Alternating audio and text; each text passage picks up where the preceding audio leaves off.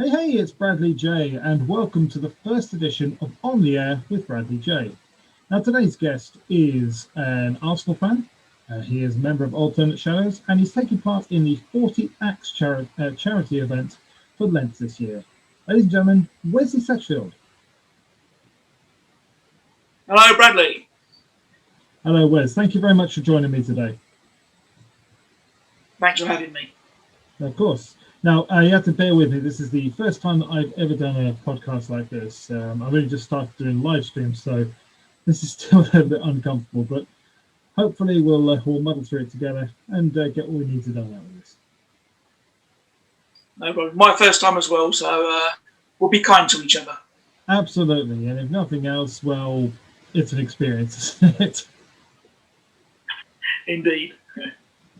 All right then. So, before we get to 40X, let's get into a little bit about you, because for those who don't know who you are, why don't you tell us a little bit about yourself?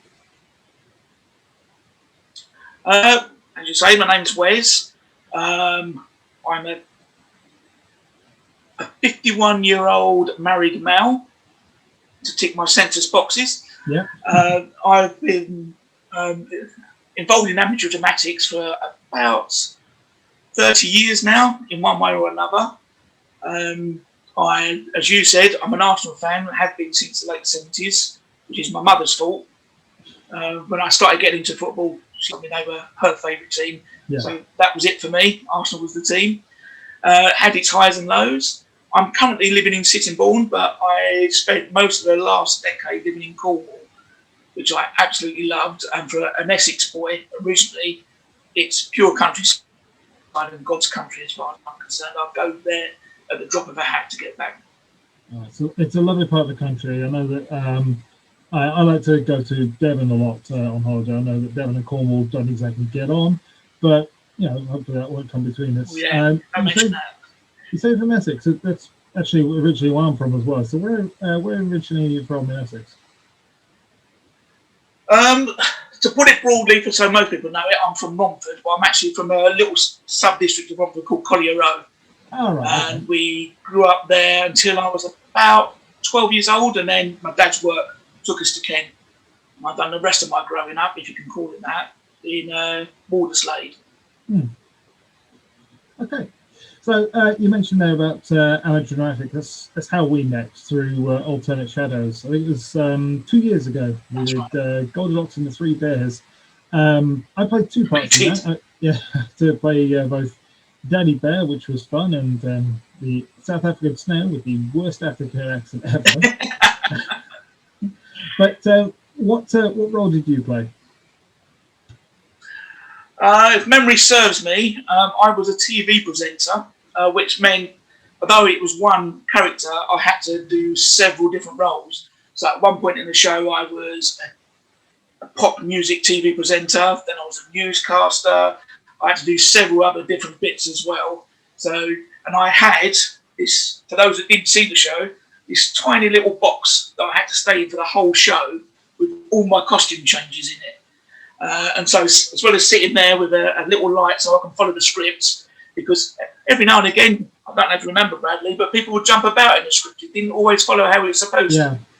So I had to follow it closely to see which costume I had to see which costume I needed next, and then do a quick change without rattling this box about that I was hiding in for the whole show. But it was a really good laugh, really good fun. Were there any parts of the TV role that was particularly difficult for you in that? There was a few bits where the writer and director were willing to give me a bit of free rein, but I've got quite a dark sense of humour. So I tried to make things relevant to things that were going on in a satirical kind of way. I had to keep being told, no, take it back.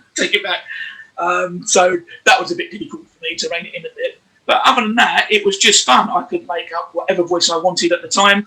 I could play about with accents. Because it wasn't one character that I had to keep throughout the whole show, it made it really easy for me, actually.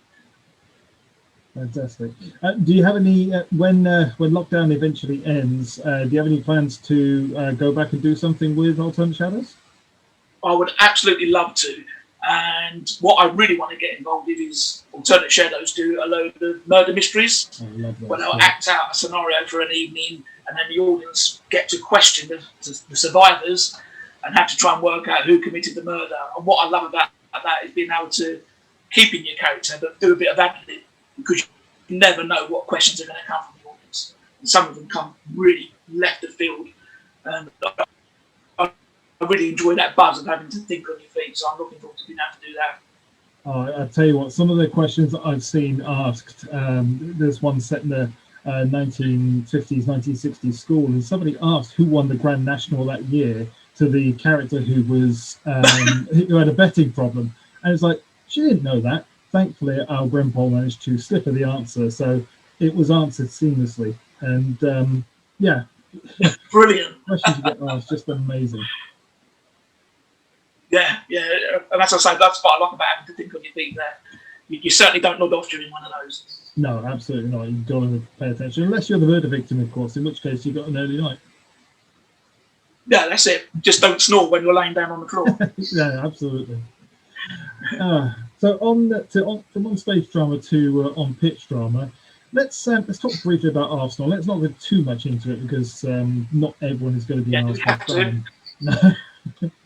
So you've been a fan since the late 70s. What has been the highlight for you in that time? Well, from when I started following Arsenal, my hero when I was a kid was Liam Brady. So the first time I got to go and see him live, I was really looking forward to seeing Liam Brady in the flesh.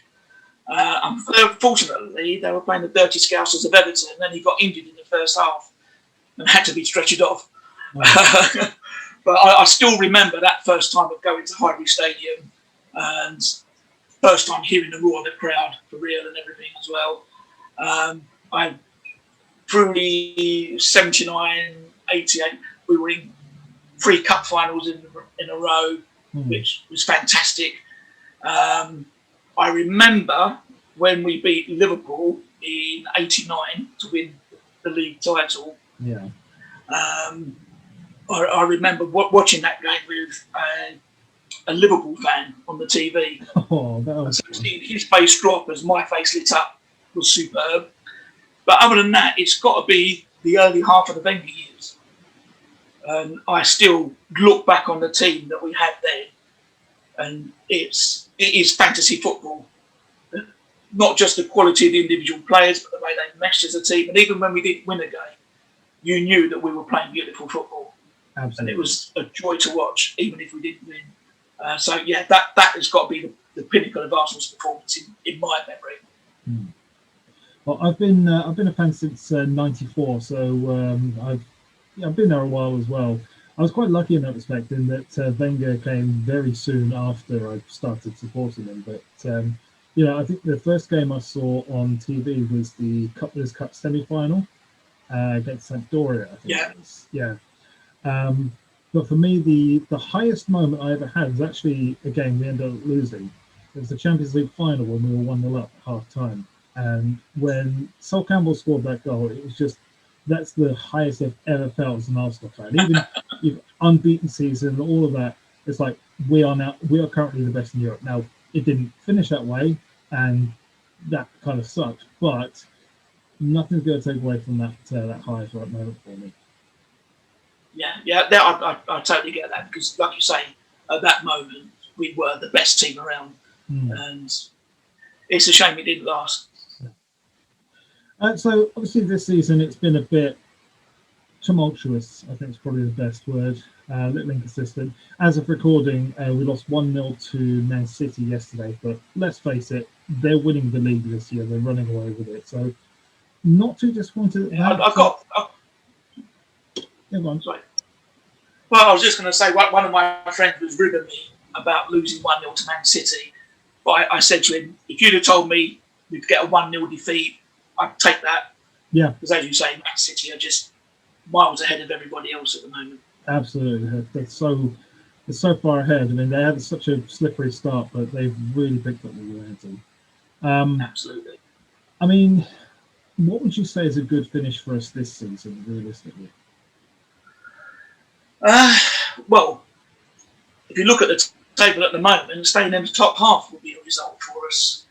I would like to see us string a few results together and start pushing for Europe, but the way our performance, there's no consistency at the moment. I can't see that happening. So if we can finish in the top half, I think that's about right, and then we need to regroup and push for Europe next season. Absolutely. I think with the start we had, there's no really recovering from that. I'm hoping personally that Spurs' fall from grace means that we'll finish above them and touching days a little bit instead of touching them day after that. Absolutely, yeah. Now that the title's out of the question, the next goal's got to be finishing above Tottenham all the time. Yeah. All right, so let's move on before I lose any more subscribers. So this year for Lent, you decided to do something a little bit different, the 40 Acts Challenge. This is something I spotted on Instagram. I think it was the third day I saw it, and then I sort of looked back at the first two. Tell us a little something about the 40 Acts Challenge. Okay, well, I first heard about it a couple of years ago and done a few of the challenges that they set you. And what it's about is set up by a Christian group called Stewardship. And the way they look at it is normally for Lent, after Pancake Day, people usually give up something. Now, it can be a food stuff, like some people give up chocolate, some people give up crisps. It could be something like alcohol, or it could just be a matter of just trying to give up something to save a bit of money. The way they look at it is because Lent and then Easter is all about celebrating. They try and embrace things instead. So yes, there is a bit of sacrifice in there as well, but a lot of it is about just trying to spread a bit of joy to people. And that's what I liked about it. And if you follow my Instagram, you'll see that on the first day, I did give up chocolate one year, I did give up crisps one year, and I've done all of those. And as soon as it comes to Easter Sunday, I just scoffed again. And what happened in Lent didn't matter anymore. Yeah. Whereas this way, you've got things to look back on where you might have made a difference to someone else's life or even your own life to improve it in some way. And that's what I've been really enjoying about it. There was, again, I won't spoil anything for people that want to look back through my Instagram post, but there was one day in particular where I had a few doubts about the way the challenge was worded until I had to step back and think about it. And it was about donating money. And it was setting challenges about donating a certain amount of money each week or setting up a direct debit. And as I explained, I have a real issue with people telling other people how they should donate to charity, because it's not a donation then, it's like a conscription kind of thing. But when I stop back and look at it, I thought, actually, they have got a point, because if you give to charity on an ad hoc basis, you're only just giving what's spare and loose anyway. You're not actually being generous in yourself. But if you make an effort to donate a particular amount of money, then you are being generous within the definition of the word. So I've embraced it, and today's one was a big fun one because it was just to explain a bit about how the 40 Acts is set up. In past years, they've set a challenge a day as you go through Lent. But this year, because of COVID, they haven't been doing that. So I've gone to one from a couple of years ago where they published all their resources from previous years. And I picked the one from 2019, which was the most recent one that they published, which happened to be on a Tuesday, and they wanted to call today's challenge Chocolate Tuesday. But it was just about going out and giving some little bits of chocolate away. And they suggested things like, if you regularly commute, to share a bag of chocolate around with the commuters on the train or something like that, which is no big deal, but so what we did is my daughter actually came out with me because we had to pick up some books from her school, and we decided to go to the supermarket on the way, grabbed a couple of boxes of roses, and as we left, we gave one to one of the girls in the kiosk and said, "That's for you and your colleagues to share out. Thank you for making sure the shelves are stocked and everything." And then when we went to my daughter's school, she gave a box to the teachers there to say, "Thank you for all your support with the online learning and everything, which has been a bit of a struggle for everyone." And just seeing people's eyes light up just from getting a little box of roses So that this whole challenge is really good for just showing you the way that you can make a difference to someone's life without even really thinking about it. Just even if it is just for like one moment or one day, it's really easy to do. Absolutely. It sounds like a really good thing. I know that obviously Lent, we're a week into it now, but can people still get involved a weekend? Absolutely. The good thing is about it, there's no hard, strict, fast rules. It's all about the spirit of it more than anything. So if you wanted to go to 40acts.org.uk, as I say, they've got all their resources from previous years of challenges that they've set. You can dip in and out. You can carry on from today. You can go back and start from there and then go past Easter. Do it however you want. Even if you just do 1 or 2 days, you'll be surprised the impact it has on you. If you stop and think about it, the difference it's made to my outlook so far. It has changed how I look at certain things. Excellent. Well, and I understand that the first day had you have accountability buddies, and you've basically challenged all of Instagram, or all of your followers at least, to make sure that you do something every year, every day. Otherwise, they can call you out for it, or what was it you said? Shout abuse in the streets if they see you. Is that true? Yeah. Obviously, don't get too personal because I cry easily. But yeah, the whole idea of having like an accountability partner is normally, with the normal challenges, it'll be either someone you work with or someone that you live with. You can say, "Have you done your challenge today?" That's not happening at the moment. I'm not seeing people from work at all. My wife nags me enough as it is, so I didn't want to bring her in on it. So yeah, if you see a day when I haven't posted a challenge, let me know about it. Let everybody know about it. Give me a kick up the backside. I will tell you what I'll do. I will I'm following on Instagram anyway. What I'll do is I'll put a notification for every time you post. And if you haven't done that by sort of late afternoon, I'll give you a nudge. How's that? Sounds good to me. Excellent. Sounds very good to me. For those who want to follow you on Instagram, what's the name on there? My handle on Instagram is Wes. Don't ask, long story, but it's WEZTHEWZWEZ. Wes the Wes. I will put that on the screen just there. There we go. During the post edit, so to go up. All right. Well, Wes, thank you very much for joining me today on the first episode of On the Air with Bradley J. I don't think it went badly, do you? Sorry, I missed that last question. No, I don't. It's not gone badly. I think it's gone quite well. Would you say? Oh yes, yeah, absolutely, yeah. You put me at ease. Thank you for that. I do get nervous when I haven't had a chance to prepare for anything. So, thank you very much for being kind to me. Of course. Thank you very much for joining me, and for everyone else, thank you very much for joining us today. And we'll see you again very soon.